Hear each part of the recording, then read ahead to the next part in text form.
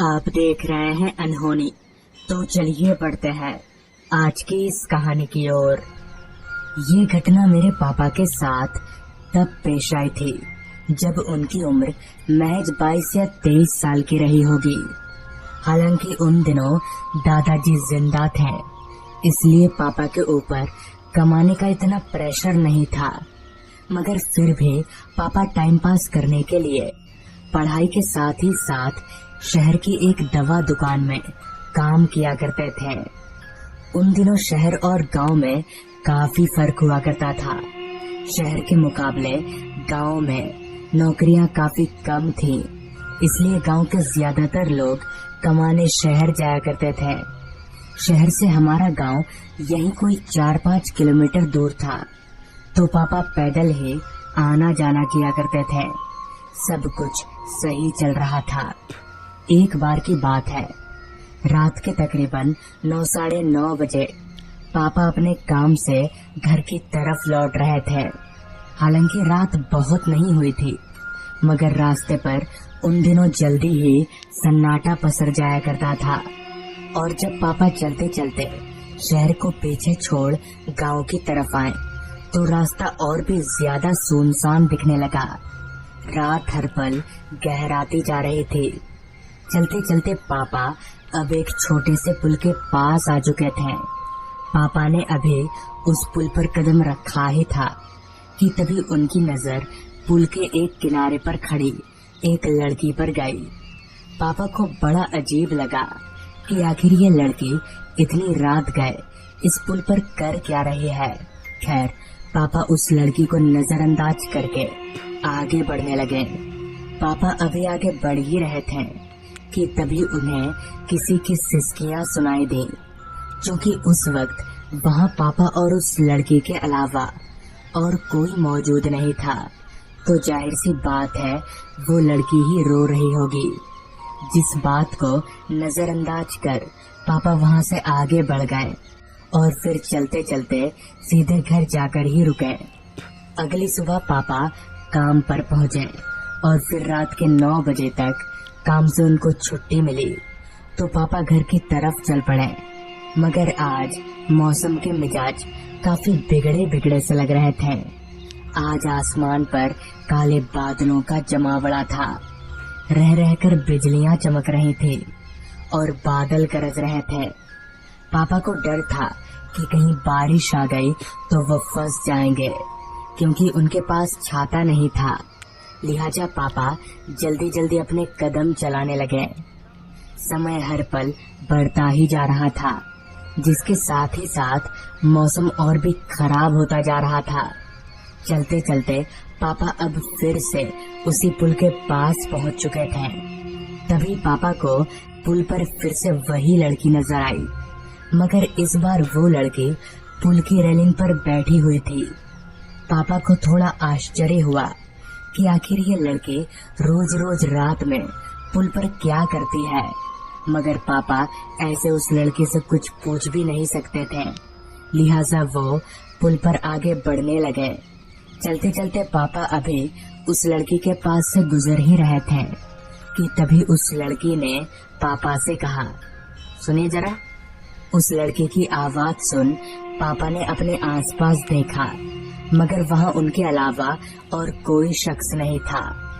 इसका मतलब कि वो लड़की पापा से ही बात कर रही है। जिस पर पापा ने उस लड़की के करीब जाते हुए कहा, जी बोलिए, क्या हुआ। पापा ने पहली बार उस लड़की का चेहरा ध्यान से देखा।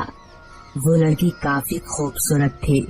खैर, उस लड़की ने पापा से कहा, आप जरा उस चाय की दुकान से मेरे लिए कुछ खाने का ला देंगे।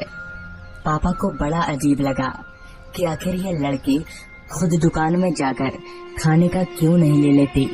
दुकान तो यहीं पास में ही है। खैर, पापा ने उस लड़की से कहा, ठीक है, मैं लेकर आता हूँ। इतना बोलकर पापा उस चाय की दुकान की तरफ जाने लगे। चाय की दुकान वहीं एक मोड़ के पास में थी, जहाँ से एक दूसरा रास्ता भी कटता था। खैर, पापा चलते हुए उस चाय की दुकान पर गए।